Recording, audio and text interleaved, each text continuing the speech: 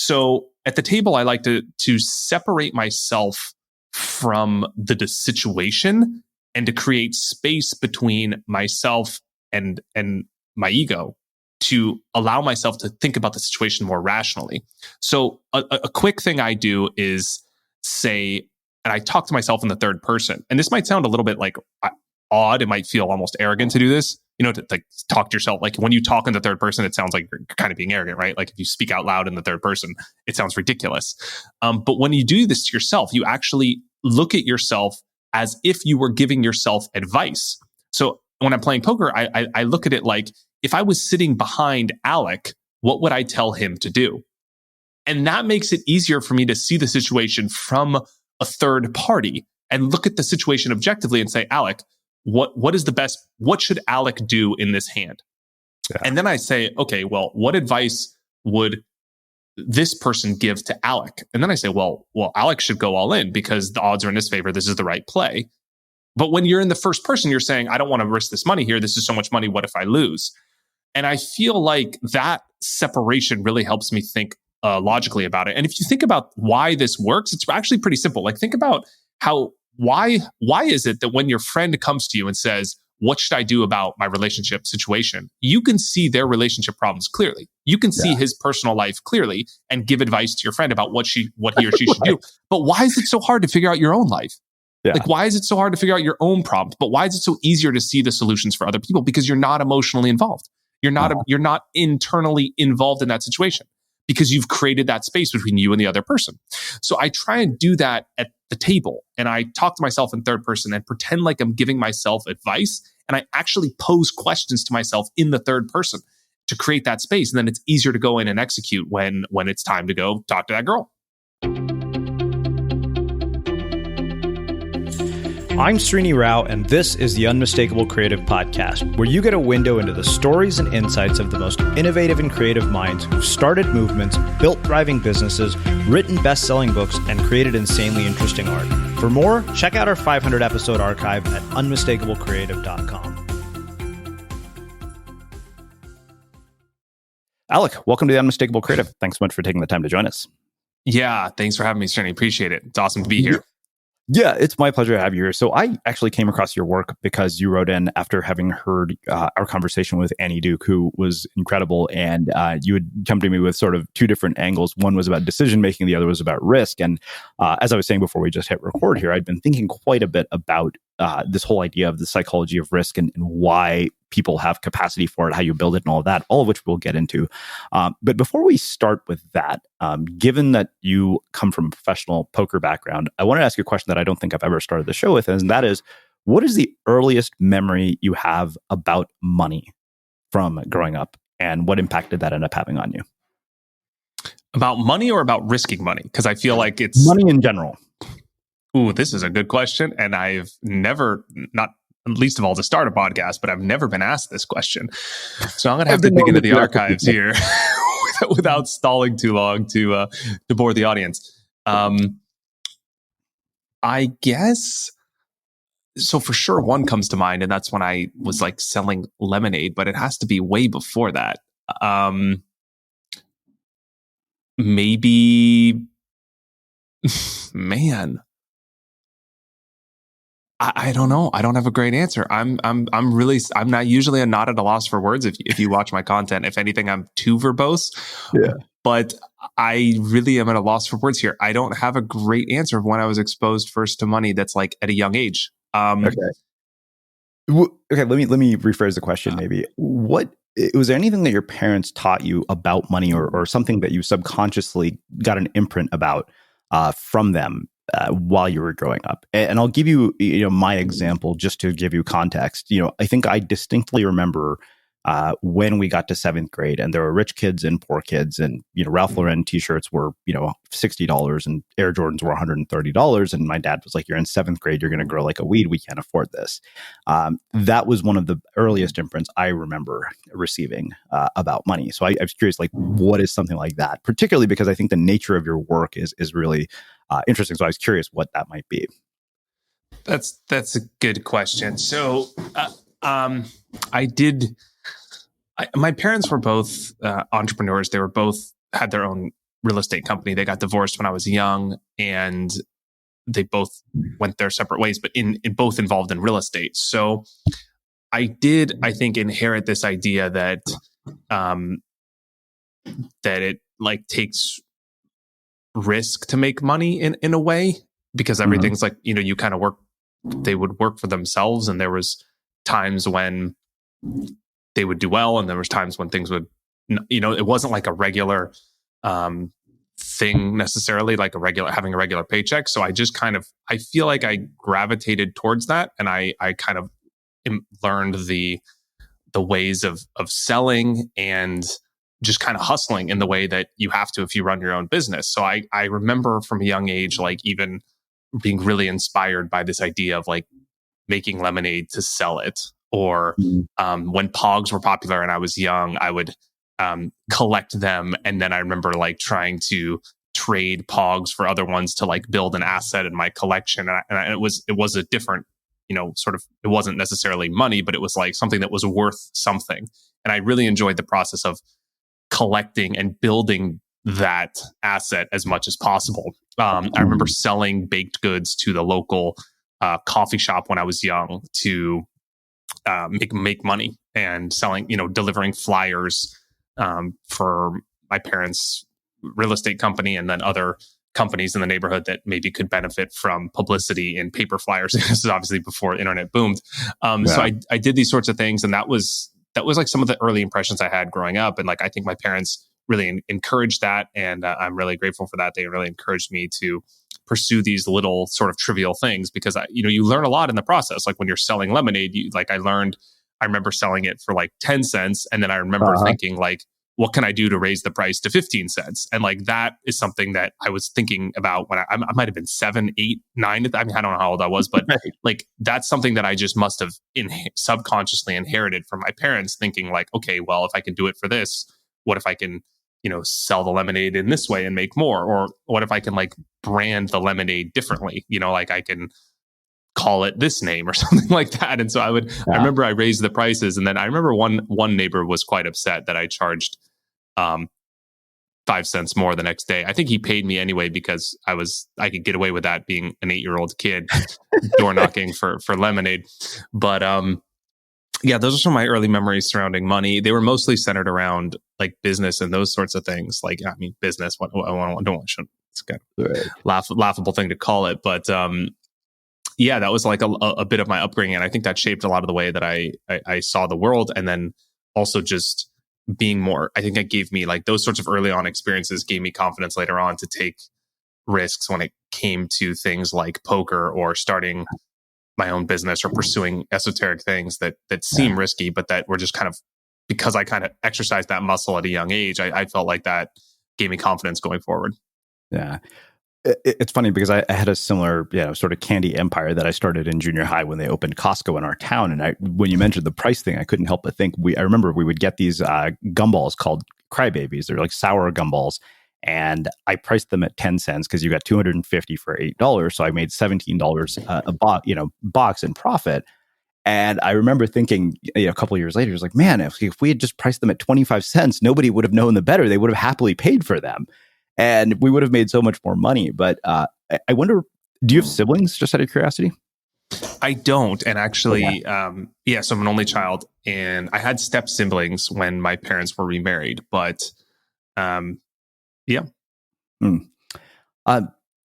So the reason I asked that is I always wonder if you have siblings, like what kind of messages you both got about risk that were different. Did your parents encourage any particular career paths, given that they were entrepreneurs? And then I guess the other thing, and I'd asked Allison this question as well, is what would you tell parents about risk tolerance when it comes to their kids? Because I think parents in general are very protective. I know this from my surf trips, even as a 41-year-old man, the directive I get from my parents every time I go on a trip is we need a text message every day to let us know you haven't died. Like not in those exact words, but that's effectively the message.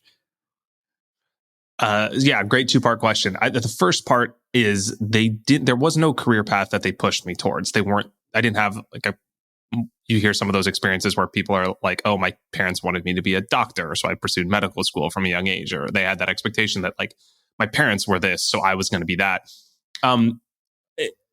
there was this idea that I could work for them in real estate and potentially take over their real estate company someday. But they never forced that on me or made me feel guilty that I didn't do that. And I feel like they always encouraged me to do things that were random or that wouldn't obviously lead to anything monetarily. So I know that parents sometimes discourage their kids from pursuing esoteric things like music, for example, because there's not a clear monetary path. But for example, I remember my parents from a very young age were putting me in acting classes or improv.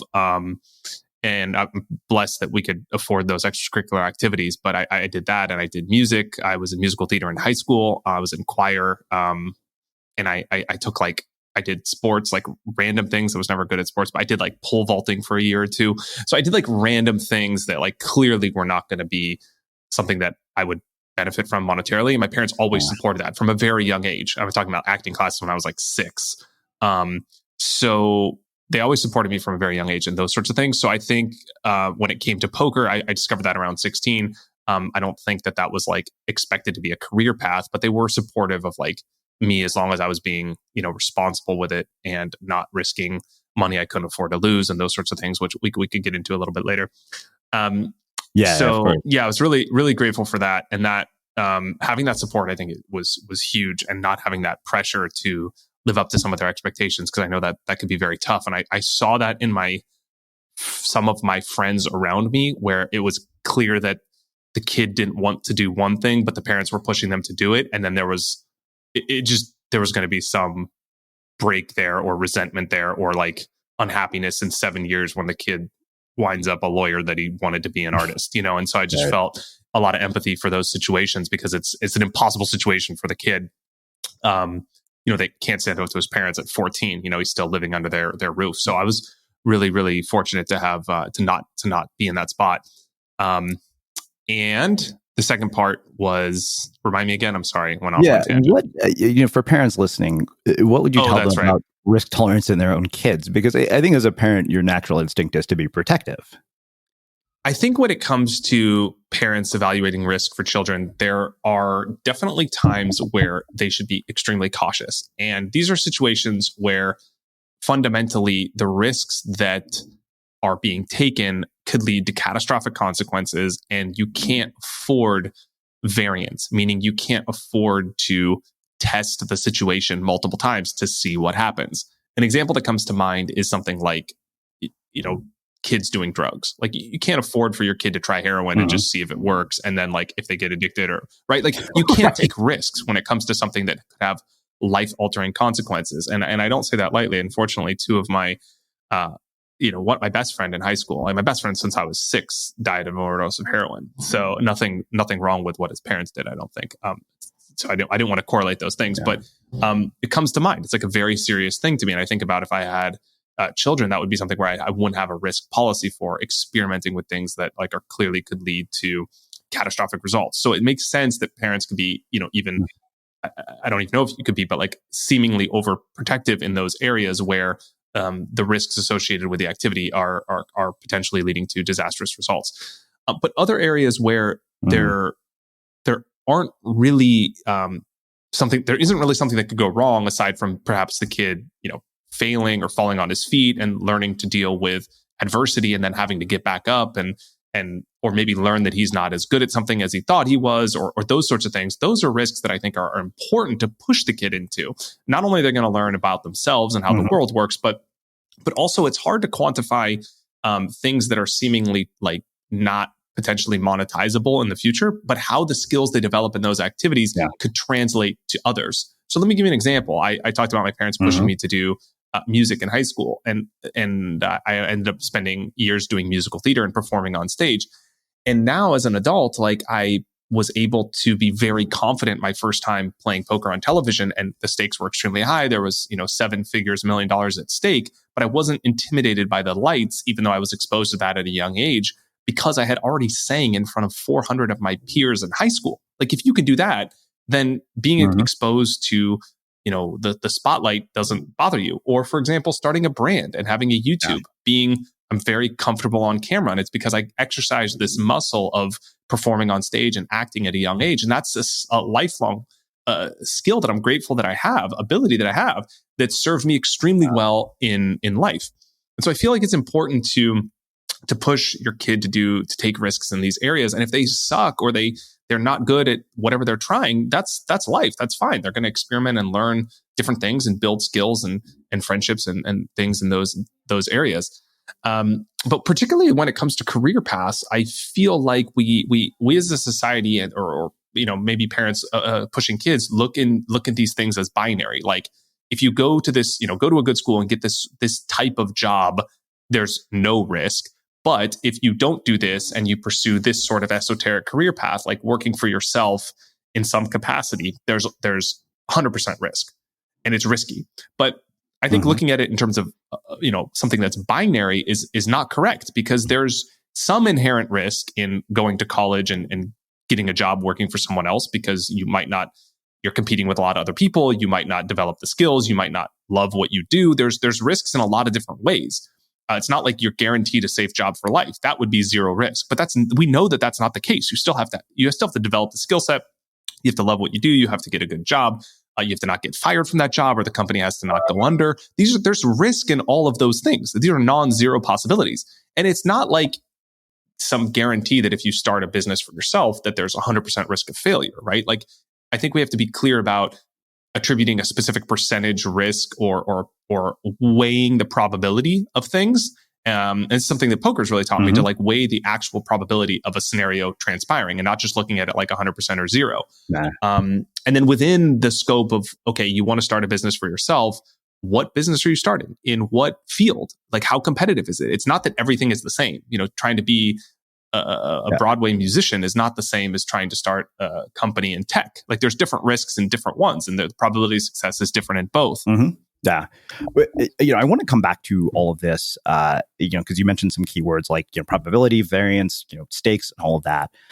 But before we do that, you mentioned something that I didn't want to let go of, and that is the fact that you lost a friend, particularly to something as tragic as heroin so early in your life. And I wonder, as somebody who witnessed a loss that tragic when you were that young, what decisions did you make about how you would live your life based on having watched somebody lose theirs?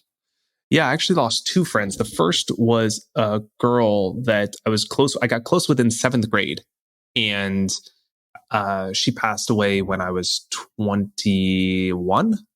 And then the second friend was literally my best friend growing up. We were inseparable. And he passed away when I was 30, 20, 28, 29, 30, something like that. So like 3-4 years ago.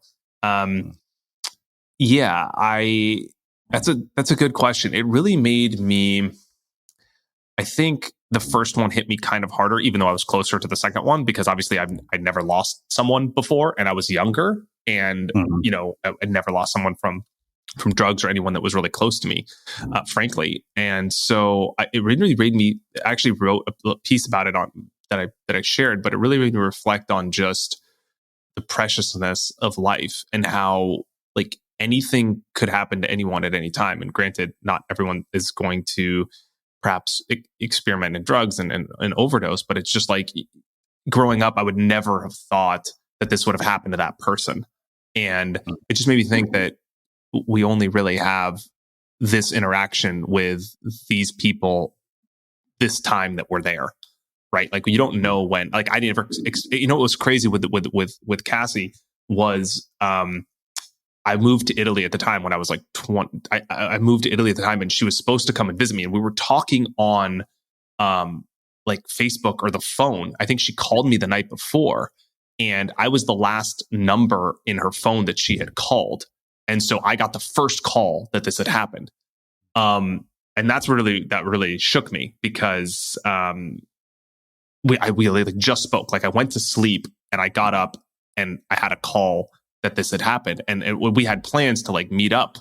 And so it just made me think, like, how crazy it is that we were just talking. Everything was totally fine. I did not know at all that she was into drugs. I think she was actually clean at the time and just relapsed after that. But I didn't even know she was getting into drugs. And it just made me think that, like, we never know when our last encounter with someone could be, whether it's a friend that's close to us or our parents, because anything could happen. They can get hit by a car, they can get in an accident, they could have a stroke. Like, so anything could happen. And it just made me really appreciate more the interactions that I had with people. And even though something I struggle with, try to be as present in each interaction as possible, because it could be your last.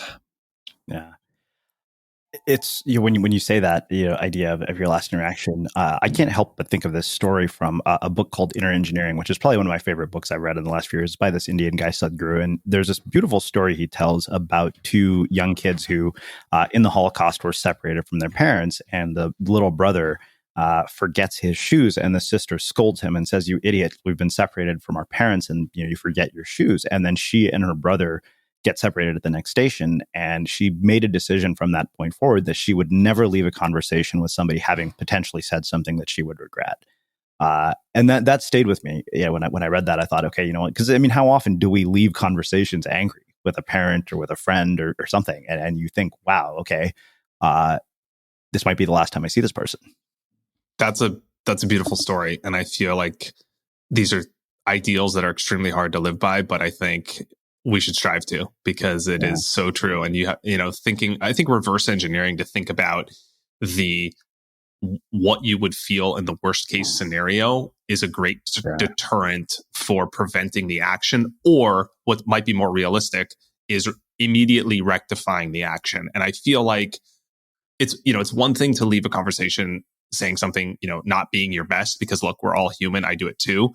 But it's one thing to do that. It's another thing to let a week, a month, a year go by and hold on to that grudge, or that have that ego get in the way of the connection and the relationship that's ultimately more important than the one argument. And so I think reverse engineering to think about, wow, what if I didn't talk to this person because something happened in that time that I decided I don't want to talk to them, could lead us to perhaps rectify mistakes that we make, or to let go of things that happen in a shorter time frame, so that doesn't happen.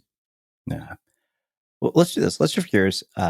How in the world do you start playing poker at 16 and get to the point of being a professional poker player? Like, what is the journey that leads you there? Before we get into a lot of the psychology aspects of risk, is it like spending time in seedy back rooms, like the kinds of things I've seen on TV and movies like Rounders?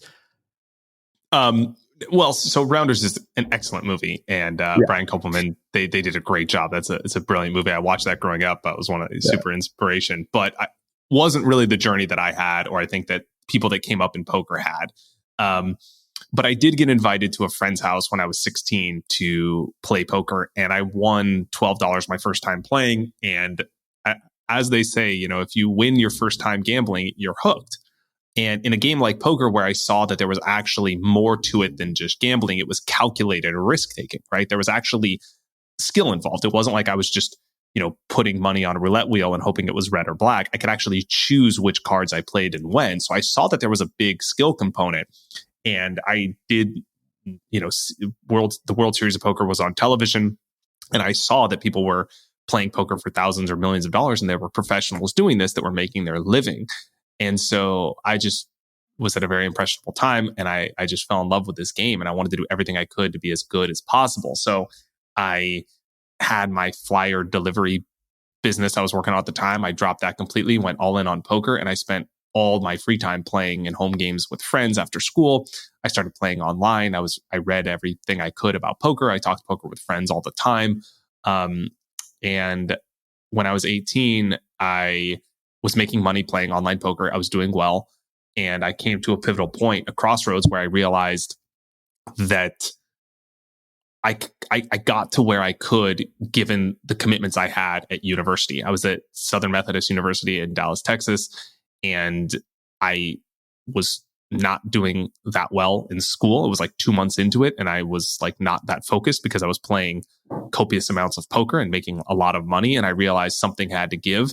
And so I evaluated my worst case scenario and said, look, I'm going to give myself a year. If I'm 19, 1 year older than I am today, and I lose all the money that I saved up, like 20, 30,000, I'll be 1 year older than everyone else and broke just like everyone else in college, of course. And whatever, I'll have had an amazing experience. I'll have learned something, but at least I'll have went all in on my dream and tried. But if I drop out now and make it, and I run this 30,000 up to whatever I run it up to, but most importantly, I get to live out my dream of traveling around the world to different events and playing poker.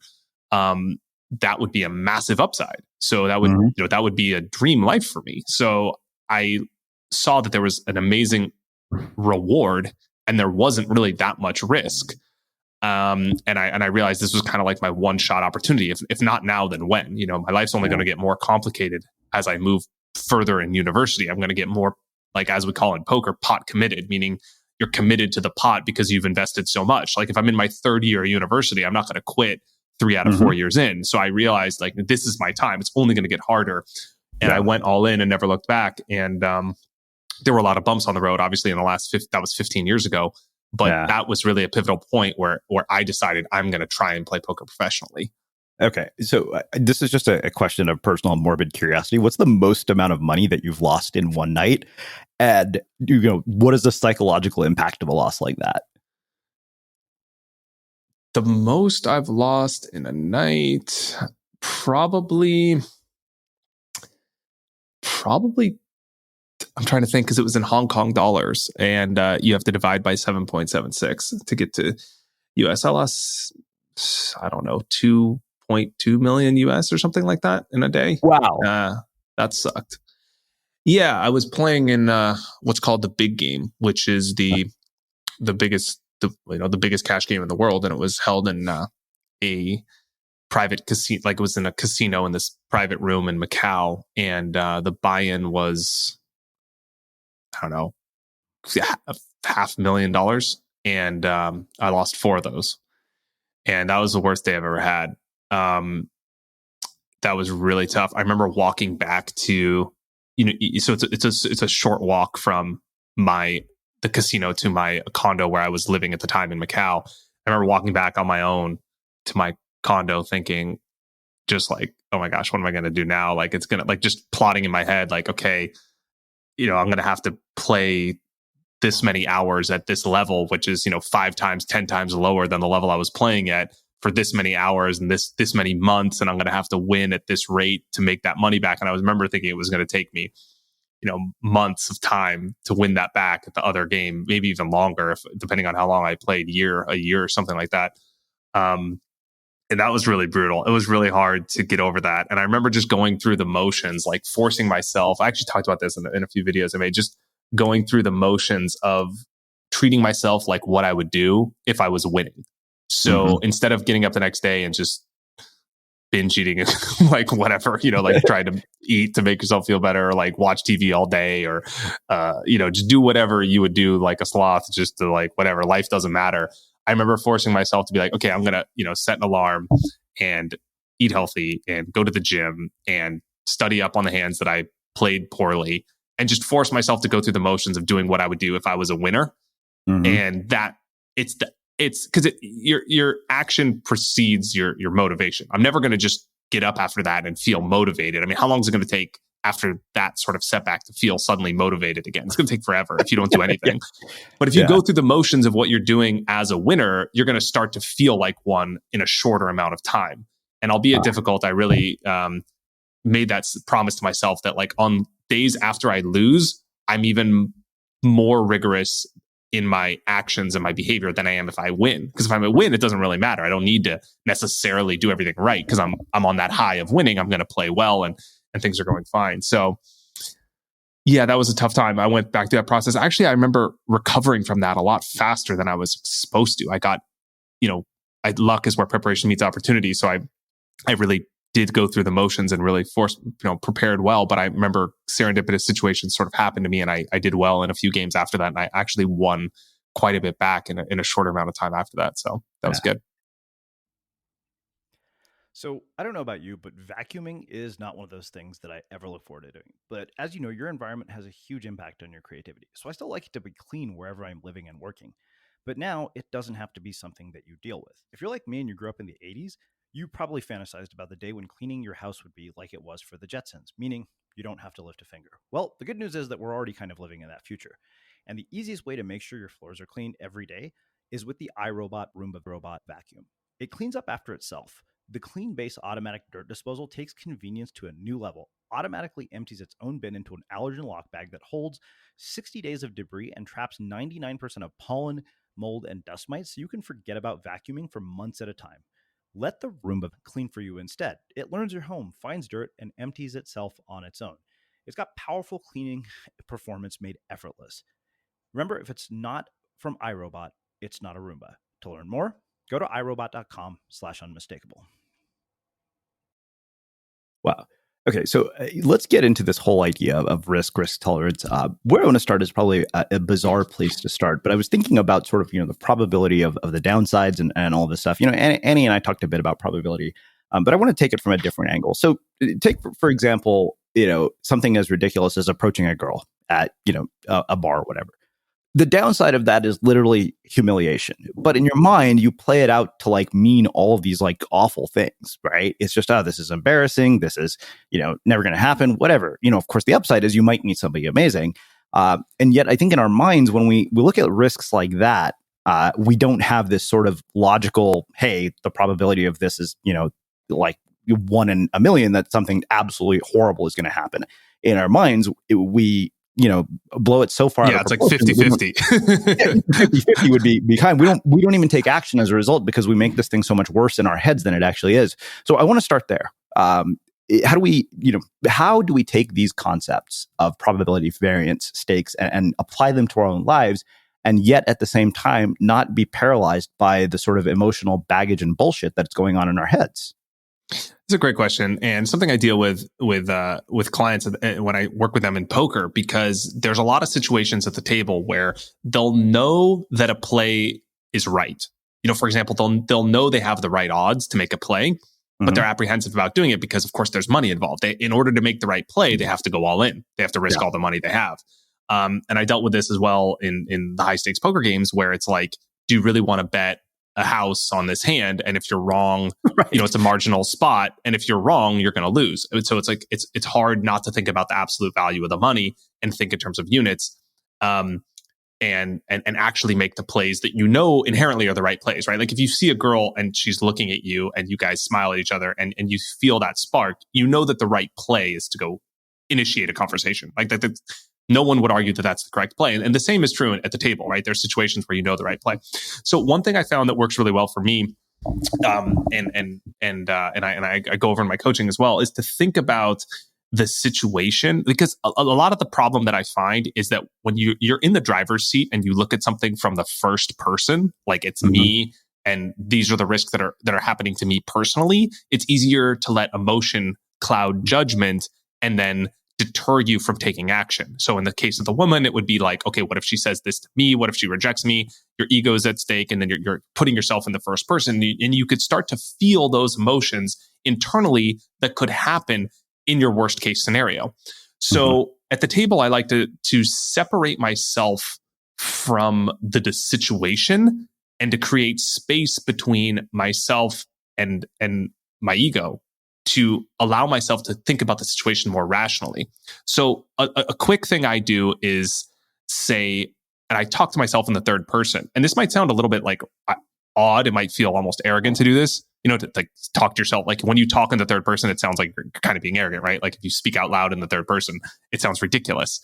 But when you do this to yourself, you actually look at yourself as if you were giving yourself advice. So when I'm playing poker, I look at it like, if I was sitting behind Alec, what would I tell him to do? And that makes it easier for me to see the situation from a third party and look at the situation objectively and say, Alec, what should Alec do in this hand? Yeah. And then I say, okay, well, what advice would this person give to Alec? And then I say, well, Alec should go all in because the odds are in his favor. This is the right play.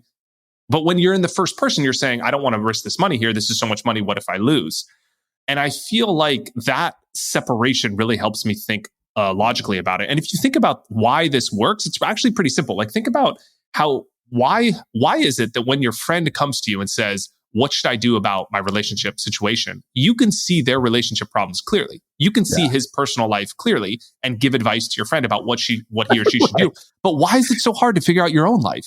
Yeah. Like, why is it so hard to figure out your own problems? But why is it so easier to see the solutions for other people? Because you're not emotionally involved.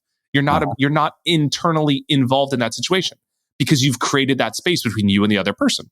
So I try and do that at the table, and I talk to myself in third person and pretend like I'm giving myself advice, and I actually pose questions to myself in the third person to create that space. And then it's easier to go in and execute when it's time to go talk to that girl. Yeah. Wow. Okay. So we've talked about it from a psychological standpoint. Let's talk about this idea of probability, variance, and stakes, because like you said, in that decision, the stakes aren't high, but the average person listening to this, like at least me, if I lost $2 million in a night, I would be like, holy shit, now what? And granted, one of the most interesting things I ever heard from one of my old business partners, I remember I would get stressed out because the nature of doing freelance work or being a public speaker is you'll have these like huge months and then you don't make anything for a month or two. And he said, you don't understand. He said some of the highest income earners in the world have tremendous variability in their income. He said, think about it. Like, people are billionaires. They lose millions of dollars in one month and make up for it the next. So let's talk about this idea of stakes, because I think that, we were talking about a low stakes situation, which is like talking to a girl, where the real downsides are not anything other than sort of psychological trauma. But what about where the stakes are really high? I mean, in the case, we were talking about drugs earlier, but for any normal person, like betting the equivalent of like their mortgage or their house in one night, those are insane stakes. Yeah. So this is a good question. This deals with what we call bankroll management in poker.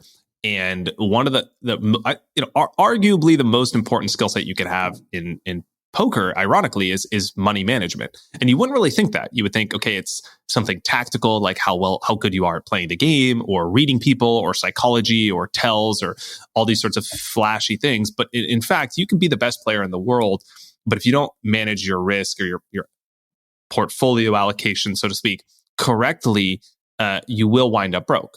And so it's all relative when it comes to bankroll management. You have to only risk, a small portion of what you can afford to lose in any one night.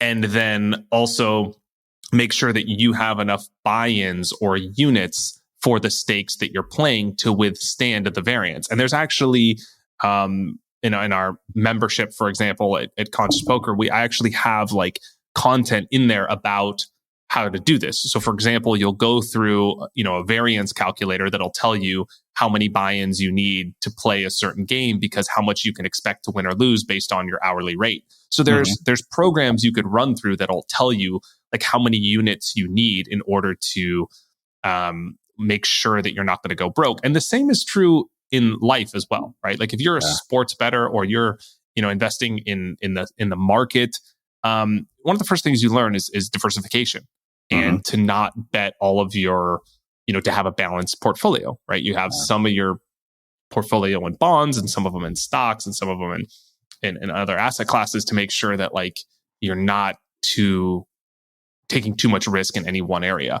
So when it comes to poker, I think, this is one of the things I learned the hard way, unfortunately, by not having great bankroll management early on in my career, is that you really need to make sure that you have enough units, never betting the farm, and separating your poker bankroll from your life roll. So where I think this could help people in business is something like, okay, if you're going to make a business investment in something you're doing, to make sure that you have your living expenses set aside for 6 months or a year, so that the money that you're investing in your business is sort of discretionary, right? Because it is a high risk activity, and the higher the risk involved in the activity, the more that you need to be conservative in making sure that the money is insignificant to the grand scheme of your life. And so I always recommend my clients to say, okay, you're involving yourself in a high risk activity, like poker. Make sure you have 6 months to a year of living expenses set aside. Make sure you can cover your poker expenses. Make sure you have a separate bank account for your poker money, and that all these things are in place before you even play your first hand. And then make sure you also have a business plan for how the money in your poker bankroll is going to be allocated. And the same is true in a business plan. You don't want to just throw $50,000 into a startup. You want to have a specific, clear plan for exactly where that money is going to be used, and obviously be extremely frugal. Yep. Well, it's funny because I think about runway management a lot, especially having just raised a round of venture funding. We're always like, okay, what is, I run a cash flow analysis that literally will show me, okay, based on the current burn rate, you have this much, time if you don't make any money in the next amount of, whatever months it is. And knowing that, I think that's important to know that. I think that, founders who don't know that are the ones who end up, finding themselves wondering what the hell happened. Yeah, totally. I think, and I'm right there with you. And I think, the longer you can extend that runway, the better it is. And I think doing things like taking a personal business loan for, a high risk startup or something like that is unwise. I would recommend something like, working. And people come to me with these poker questions often where it's like they want to do something to allocate money to poker. And I'm always recommending people to like work a period of time in their job and be as frugal as possible to cut back in their personal life, save as much money from their personal life, shift it over to their new poker bankroll, let that grow to reach a certain point where they can then have the money set aside and a high enough rate where they can, sustain their poker business for a long time without having to win. Because in business and in poker, you can actually lose money, right? Like in poker, you can lose money every month, and in business, you lose money every month. So having the monthly units as high as possible is a great risk management approach, I think. Yeah. I mean, people had asked us, why would you raise a round of venture funding? And I said, look, I mean, it extends a runway. It also gives us the ability to think long term, not, hey, how are we going to get to next month? Yeah. I think that's smart too, because it forces it. So the longer, and this is a phenomenon true in tournament poker, the more chips you have, the more you can selectively wait for spots. Yeah. And so I find that the more, like in your case as well, it makes a lot of sense. The more the capital you have, the less you have to be aggressive, and you don't have to take marginal situations and push, be perhaps too aggressive to do things that you wouldn't otherwise do if you had a longer time horizon, because you can sit back and wait for your premium hands, so to speak, and play those hands strong, but play when the odds are more in your favor. And the more capital you have set aside, that that you buy yourself that time. I think that's really smart. Mm-hmm.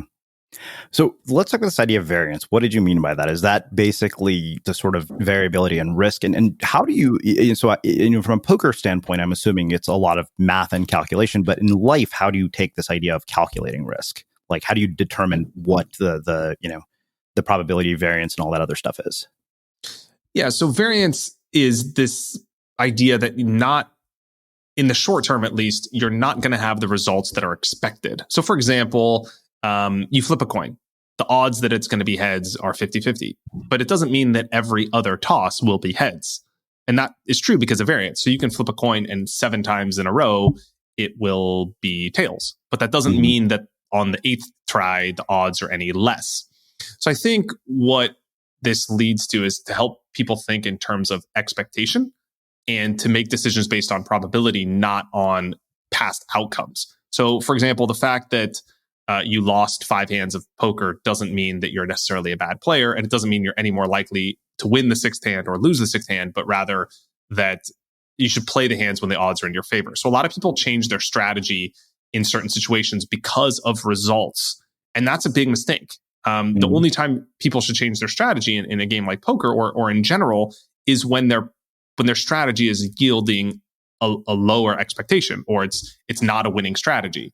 But if your strategy is winning, there might be variance in the short term. But if you keep putting the odds in your favor, in the long term, that strategy will manifest into you being a winner. So it's really about focusing on the quality of the decisions that you're making, and then trusting that in the long run, in the short term, anything could happen, right? You can test out a campaign on whatever, an ad campaign, and it could go wrong. You could do a lot of things in business, and it could go wrong in the short term. But if you continually put yourself in the favorable situation to make winning bets, then in the long run, that will ultimately, things will regress to their mean. Right? If you flip a coin enough times, it will be heads half of them. And so I think that also ties into the money management side of things, is that it's knowing that you need to have enough capital in whatever operation you're running to sort of reach the long term. And that's not going to happen in a very short time necessarily, because there's variance involved. And so having enough units in your bankroll to allow yourself to play through the ups and downs until the odds are going to come back in your favor is an important aspect of what it means to be successful at poker. Yeah. Well, it's interesting as I think about 10 years of working on Unmistakable Creative and how many of the sort of big inflection points have taken anywhere between 6 to 7 years. And it was really just about continually. Simon Sinek has a new book out called The Infinite Game, and I've always said, you have to really. Love it. I thought about it. I said, like, creative success in any field, whether it's acting, whether it's publishing, whatever, is an infinite game. There's no sort of I've made it moment where you just arrive, and you describing this process makes me think it's like, oh, okay, so if I keep doing the things that I've been doing, like the idea of it all regressing to the mean, eventually it all kind of, and in a lot of ways it kind of has. Like, I haven't had anything super catastrophic happen. Yeah. I mean, if you're like, so a lot of people put out content, right? And you can put out one piece of content and it could go viral, or you can put out 10 pieces of great content and they might not get as much traction for whatever reason. Maybe, it had a bad title, maybe you posted at the wrong time, maybe it just didn't get picked up. I mean, there's a lot of different sort of randomness. There's like a lot of sort of luck in these sorts of things, right? Yeah. But eventually, if you have to trust that if you are great at what you do and you put out great content for a decade, eventually you will reach close to the level that you're supposed to have in terms of success. There will be outliers. There will be people that, there might be great entrepreneurs that start companies that are actually great and that become huge, maybe like Bezos or Zucks or Steve Jobs. And there's luck involved in the sense that they were also at the right place at the right time. Right. They're not necessarily, they have billion or $1 trillion market caps. They're not necessarily, a billion times better than another entrepreneur, perhaps not. But like in the long run, winners will win if they play their hand well and they do that repetitively for a long period of time. They might not exactly win what they're supposed to. You might not reach exactly what your expectation is, because life perhaps that we live on Earth is not a long enough sample size to reach the long run. That's just the nature of the game. There is luck involved. You might start your business only within a 2 to 5 year window, and depending on the market timing or how fast you scale and the luck that sort of happens and the way that you work in that small sample size might manifest into completely different trajectories or realities. But in the end, you're not gonna like go broke in business if you're the best entrepreneur and have a great idea, right? Yeah. And you're not gonna necessarily have a $1 trillion company if you suck shit. So like, you know what I mean? Like things will regress to their mean. And I think the key is, and you mentioned it as well, as like in Unmistakable Creative, it's that you've been in it a decade. And so many people, I feel like, get the mistake that I see some people make is I feel like their expectation of the long term is 10% of what the long term actually is. Yep. So people will come to me, and I see this all the time in poker. They'll come to me like, dude, I've been losing for a month. And I'm like, how many times have you played? And they're like, 6. And I'm like, dude, you can lose 6 times in a row. Like the long run is way longer than people think. It takes a lot longer than people think to build something great or to build a huge brand or to build a huge company. And people see other people as overnight successes because they didn't hear about them one day and then the next day they hear about them everywhere. And it's like, well, that person was, if you watch them for 10 years, they were doing the same thing they're doing today every day for 10 years. It's just they hit a tipping point where things are starting to come together for them, but it's because they've put in the sweat equity for a decade. Yeah. And so I feel like the people, the key here is kind of seeing that the long run takes a lot longer and just having the patience to execute over a very long period of time. And, well-deserved kudos to you. I mean, you deserve it. You've been at it for 10 years. And like you said, 6 or 7 years into it, you started to see the exponential growth. Yeah. And it's the last 2 years, people are like, oh, overnight success, right? Like you came out of nowhere. Well, it's like, funny, it's funny because we just published a new ebook that's free called Make More Art. You can get it on unmistakablecreative.com/art. And the entire premise of the book was that the only reason I think I've had any degree of success is that I've been prolific. And so the idea was like, the more art you make, the more likely you are to hit, create something that strikes a chord with somebody. And so it's basically make more art, a no bullshit guide to becoming a prolific creator. And I'm like, look, it doesn't matter if you have talent, skill, whatever. If you're prolific, eventually, somehow, you might end up developing talent in the process. And to me, that, like I see this, I see parallels between the two things we're talking about.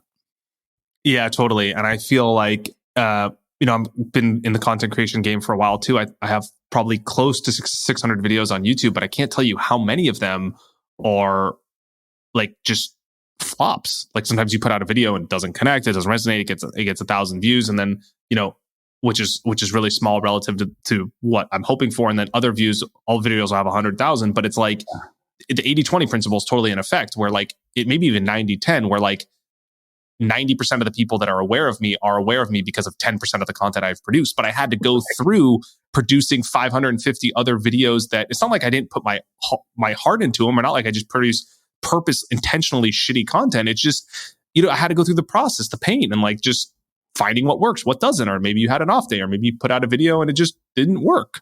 But it's like you have to go through that process of creating, like you said, creating your art to figure out what is going to work, and then ultimately just give yourself the most amount of at-bats. It's like if you just do something over and over and over again, like eventually, one of those things will work, one of those things will stick. But like the more situations you put yourself in to get lucky, so to speak, to get a viral piece of content, it's in a way it's getting lucky. But if you give yourself a chance to get lucky, you're not really getting lucky. You're putting the odds in your favor by continuous effort. Yeah. Wow. So I want to finish with two more questions about this. We've been talking about this through the lens of sort of, math and probability and sort of statistical stuff, like really sort of quantitative stuff. But I'd imagine there's a very qualitative aspect to this too, which is about reading people. And we could probably do an entire second episode, I'm guessing, about the psychology of reading people in a poker game. But I'm curious if you could give us the Reader's Digest version of what you've learned about how to read people based on this experience. So I feel like at the table, people play the game the way that reflects who they are as people. And what it's really taught me is that poker, like other things in life, are sort of like amplifiers of who people actually are. Like money is another one. Power is probably another one. And you kind of like discover the way that people act or behave at the table, like how they play the game, is sort of a reflection of who they are personally. And I find that getting to know someone personally, or getting to know anecdotes or things about them, is going to lead to how they're likely to make decisions under pressure. So, for example, if you are playing against someone who's very connected to the fact that they were, a jock in high school, and they're like to be, somehow connected to that, and they're trying to show off, they're maybe more likely to bluff you at the table. So I feel like the way that someone appears and the way that someone acts, it translates into the way that they play poker.